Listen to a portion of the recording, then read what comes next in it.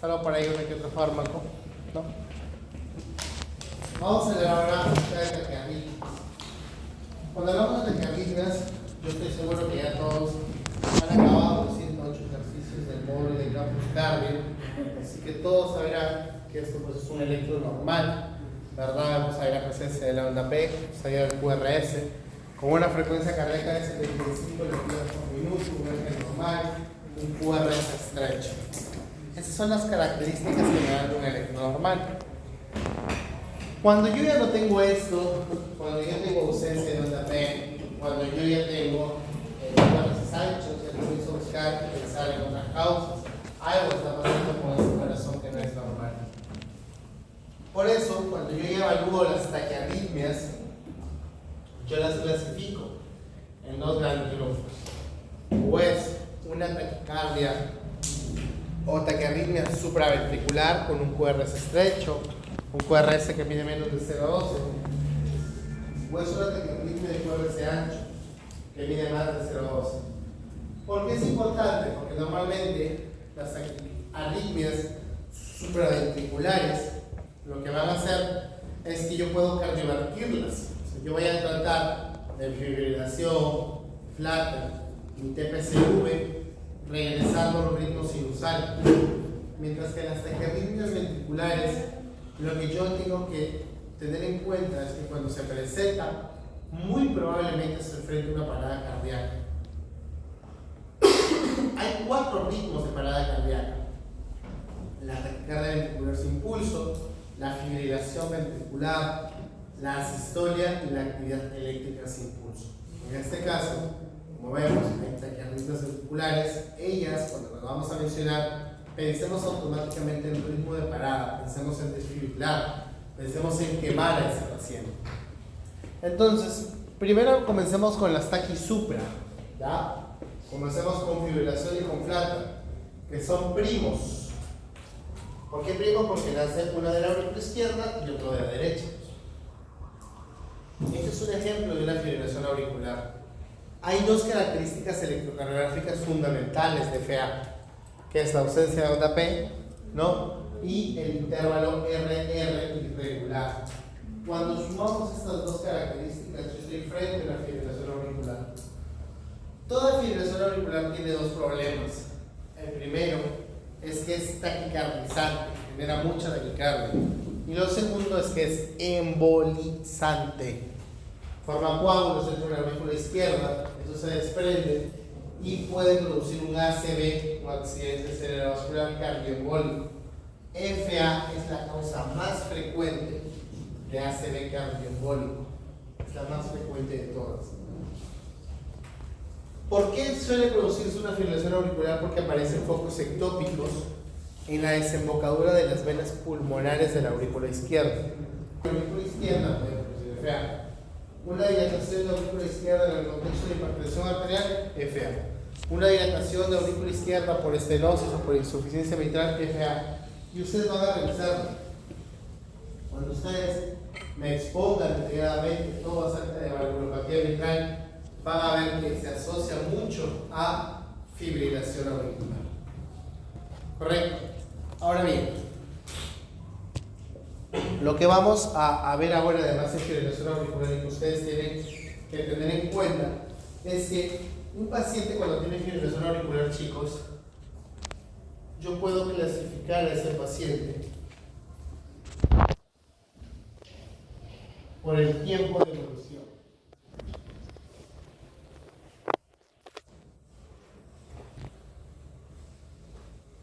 Es decir, es una FA paroxística,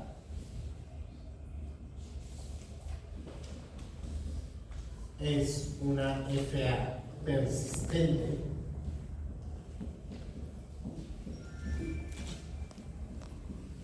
o es una FA permanente.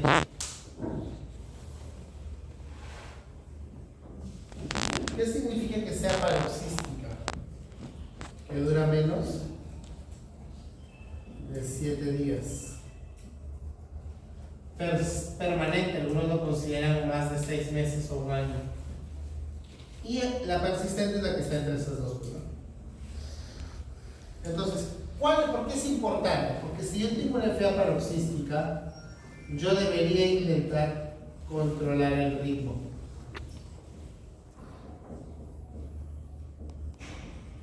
Es decir, si tengo una FA paroxística, tengo que intentar que regrese al ritmo sinusal, al primer electro que les puse.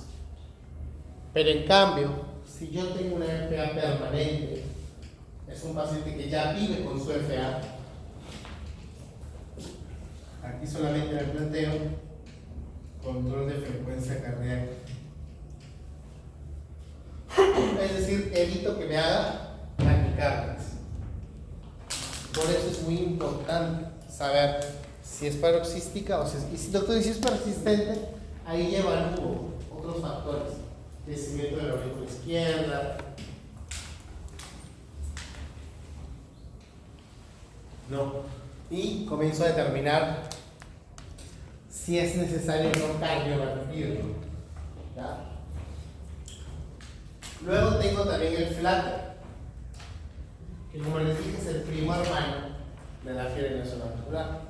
En el caso del flutter, chicos, su origen está en la desembocadura del istmo cabo tricuspidio de la aurícula derecha.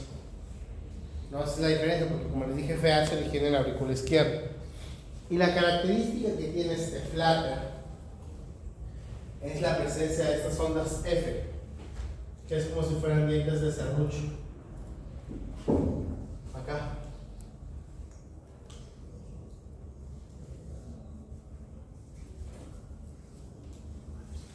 Estas ondas F, como si fueran dientes de serrucho, las voy a visualizar mejor en cara inferior, es decir, en 2, en 3, en ABF y de B1 a B2. En esos casos yo voy a ver mejor a mi flutter atrial. El flutter, al igual que fibrilación auricular, se trata de la misma manera, es decir, si yo tengo una paroxística, control de ritmo, cardioversión. Si yo tengo una permanente, solamente control de frecuencia cardíaca, nada más. Y es justamente lo que nos dicen las guías de tratamiento de fibrilación auricular. Si yo tengo un paciente que me viene a la emergencia con una arritmia, lo primero que yo debo ver es su estabilidad hemodinámica. Un paciente que está hemodinámicamente inestable es aquel paciente que tiene una presión arterial media menos de 65. Si un paciente tiene una presión arterial media menos de 65, ese paciente es un paciente hemodinámicamente inestable. Entonces, si es inestable, yo no me la pienso 2 veces y lo quemo. Me hago cardioversión eléctrica. ¿Ya? Pero si está estable, está tranquilo, me saluda, todo lo demás, amiodarona en infusión. ¿Para qué? Para hacer la cardioversión farmacológica. Inicio con un bolo de 300, luego puedo continuar a una dosis de 750, 900 miligramos en el resto del día. Pero es fundamental, reitero, saber si está hemodinámicamente estable o no. Por lo tanto, si yo les pregunto en el examen, ¿cuál es el criterio para que ustedes opten por una cardioversión eléctrica o por una cardioversión farmacológica? La respuesta es la estabilidad hemodinámica. ¿Esto lo vamos a ayudar? Doctor, dígame. Hemodinámica. Eso importa y mucho, por si acaso, para la gran mayoría de arritmias. Y aquí también les voy a explicar cuál es la diferencia entre cardioversión y desfibrilación, porque también hay diferencias entre uno o otro. Ahora bien, un detalle más, yo les había dicho que la causa más frecuente de cardioembolismo es la FA. Por eso es que todo paciente con FA tiene que ser anticoagulado. ¿Con qué? Con lo que ustedes se van a ver: warfarina, rivaroxaban, aprixaban, pero tenemos que anticoagular especial. Ya todo paciente con FA debe ser anticoagulado. ¿Y de qué va a depender? Del riesgo que tenga de hacer el cardioembolismo. ¿Cómo obtengo ese riesgo de hacer el cardioembolismo? Del CHARTS. Antes, como ven acá, porque este es un gráfico que se sacó en el 2023, antes se usaba el CHARTS, pero ya no se emplea. ¿Por qué? Porque en esta escala antes se tenía al sexo femenino dentro de la escala, pero ya el año pasado lo sacaron y solamente se quedó esta de acá y dejaron al sexo femenino como un modificador de riesgo nada más. Pero ustedes tienen que recordar que las mujeres de por sí tienen un estado protrombótico más alto que el de los varones, o sea, tienen más riesgo de hacer coágulos por múltiples cosas, ¿no? El consumo de anticonceptivos orales, su genética, muchas de ellas tienen síndrome fosfolipídico y no lo saben.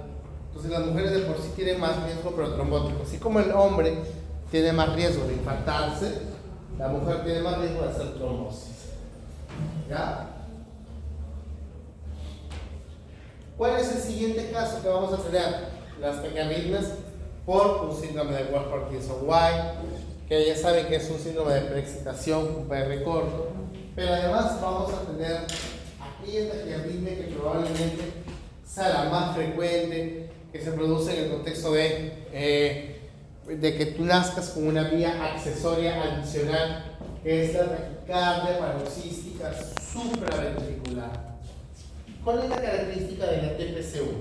La TPCV va a ser aquella arritmia donde yo no veo ondas P. Miren ahí como no hay onda P.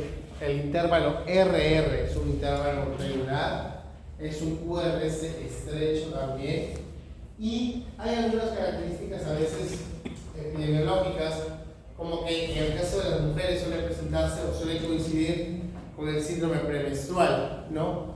Suele aparecer más entre los 20 y los 30 años de edad, ¿no? Pero ¿cuál es el problema que muchas veces tenemos con TPCV, que no la diagnosticamos a tiempo? ¿Por qué? Porque lamentablemente la única forma de yo diagnosticarla es tomar el electro cuando el paciente hace la taquicardia.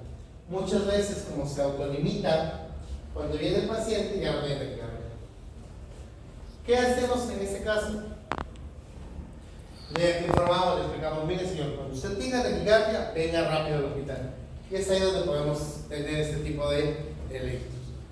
Ahora, en el caso de que un paciente tenga TPCV, una taquicardia paroxística supraventricular, yo lo que debo hacer en primera instancia son mis maniobras vagales.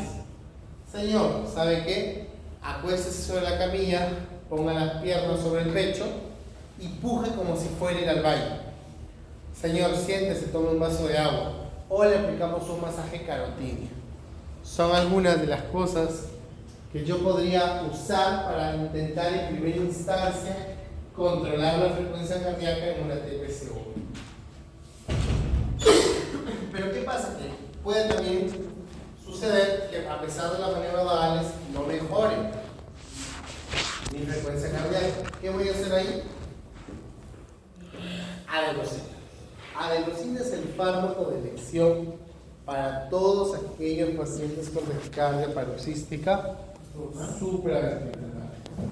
La dosis inicial es de 6 miligramos y podemos llegar hasta 18 miligramos. Recordad que en el caso de TPCV también puedo hacer cardioversión siempre y cuando haya inestabilidad hemodinámica.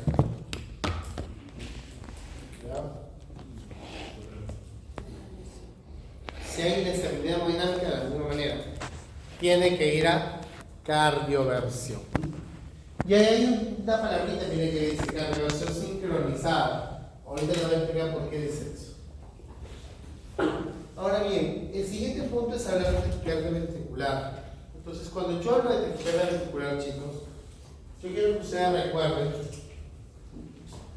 que TB y FB son dos arritmias de parada cardíaca. Entonces, cuando yo tengo una parada cardíaca, yo puedo desfibrilar a mi paciente. La desfibrilación solamente es para TB, para taquicardia ventricular, y para fibrilación ventricular. La desfibrilación no se usa en asistolia, no se usa en actividad eléctrica sin pulso, pero tanto para la desfibrilación como para la cardioversión, yo voy a usar el mismo equipo. En ambos yo utilizo el desfibrilador. ¿Cuál es la diferencia entre uno y otro?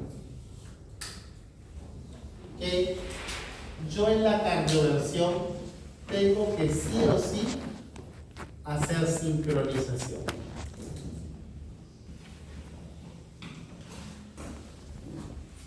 Normalmente el desfibrilador tiene unos cablecitos. Esos cablecitos, que son unos cables de café, los conectamos al paciente de tal manera que la máquina detecte cuál es el ritmo del paciente y van a aparecer unas marquitas aquí arriba. ¿Por qué es importante eso? Porque cuando yo voy a hacer cardioversión, me implica que mi paciente todavía tiene URS y onda T. En cambio, ya vamos a ver en las TVs, acá en TV todo es así. Todo es URS, todo es contracción. Entonces, ¿qué sucede? Ustedes recordarán esto de acá, miren. ¿Qué es eso? Se te elevado. No. ¿No? Son las fases de la repolarización.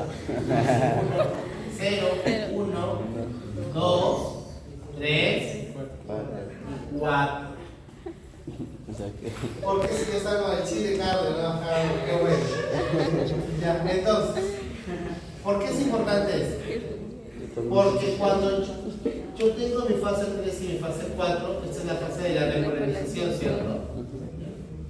Y a este periodo 3 se le conoce como el periodo refractario relativo. El 4 como el periodo refractario absoluto.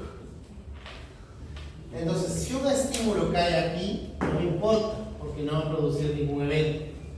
Pero si el estímulo cae acá, sí puedo generar una nueva contracción. Entonces, ese es el problema, pues, que puedo ser tan mala suerte que cuando hago la cardioversión, el estímulo cae aquí. Y produzco algo que se llama fenómeno de RNT, que genera una arritmia maligna.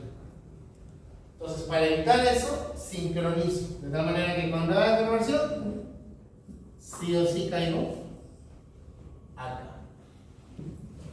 Por eso sincronizo en la cardioversión. Pero en la desfibrilación no, porque no hay onda T, aquí no me importa. Y lo cojo, le coloco las paletas y lo descargo. Ya, esa es la diferencia entre cardioversión y desfibrilación. Entonces, las taquicardias ventriculares, chicos, para yo poder diagnosticarlas, hay dos algoritmos. Uno es el algoritmo de Brugada y otro es el algoritmo de Berkey. Pero de ellos me gustaría que de los dos algoritmos recuerden tres cosas importantes. La primera es que vamos a ver una onda R que es positiva en AVR, lo cual ya sabemos, porque hemos estudiado el electro primero, que la AVR siempre debe ser negativa, ¿verdad? Entonces lo primero es que vamos a tener una onda R positiva en AVR. Lo segundo es que va a haber disociación AB. O sea, yo no voy a ver onda P, y si veo la P, no se sigue del QRS. Y lo tercero es que yo no voy a ver RS en precordial. Es decir, RS es esto, pues. RS. Yo lo que veo es esto de acá. Todo hacia arriba o todo hacia abajo. Pero no veo esto. Cuando yo tengo esas tres cosas, R positiva, disociación AB y ausencia de RS, estoy frente a una taquicardia ventricular. Pero además, yo tengo que recordar un detallito más.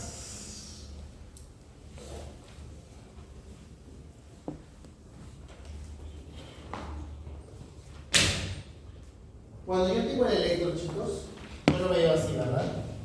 Onda P, QRS, onda T, onda P, QRS, onda T. Luego puede venir algo así. ¿Qué es eso?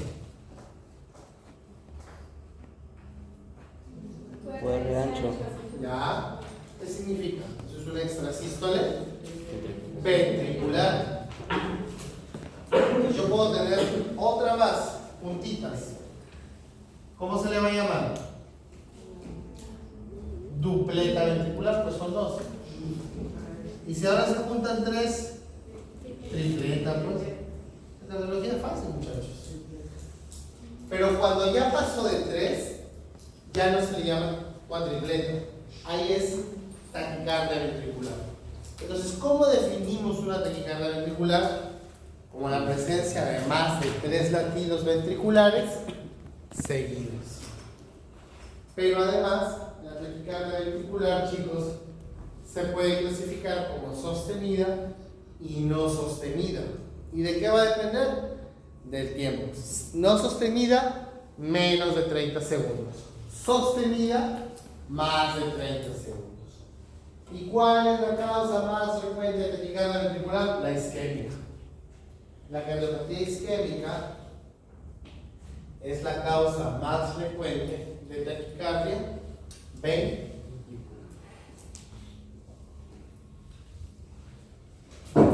¿Qué? Tal vez en este ejemplo no se ve bien, pero creo que acá lo van a notar. Miren cómo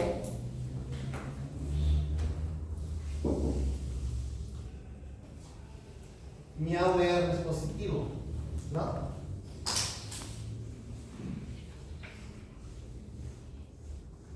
¿Hay disociación AB? ¿O ven ustedes de acá? No hay diferencia, ¿no? Hay disociación AB por eso.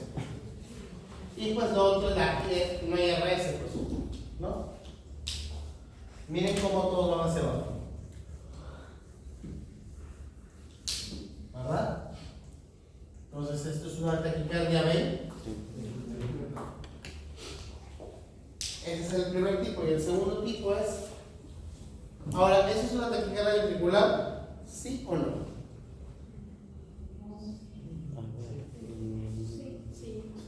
Sí, porque sí. Bueno, pues ancho, ya, ¿qué más? No hay una P, ¿verdad? No, ABL es positivo. Pero el problema es que no tiene ABR positivo. El ABR es negativo. ¿Qué es lo que sucede? Que este paciente es una fibrilación auricular, hace un bloqueo completo de la rama izquierda. Entonces sí se puede simular, pero por eso ustedes tienen que tener en cuenta los criterios que les acabo de comentar. Y esto es un desorden eléctrico, igual, ritmo de parada cardíaca. Parece como garabatos de niños, vemos cuerdas más pequeños, cuerdas más grandes, ¿no? Eso se llama fibrilación ventricular. ¿Correcto? Igual que en la otra, en la taquicardia, yo lo que voy a hacer es una desfibrilación. Desfibrilo TB, desfibrilo FB. ¿Correcto? Hasta ahí, ¿alguna pregunta al respecto? ¿Alguna duda, queja, sugerencia, reclamo? ¿Nada? ¿Algo que no les haya quedado claro, chicos?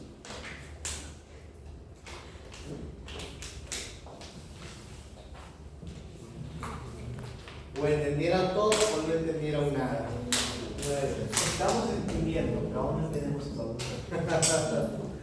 Muy bien. Listo, entonces, chicos. Si es así, estamos finalizados.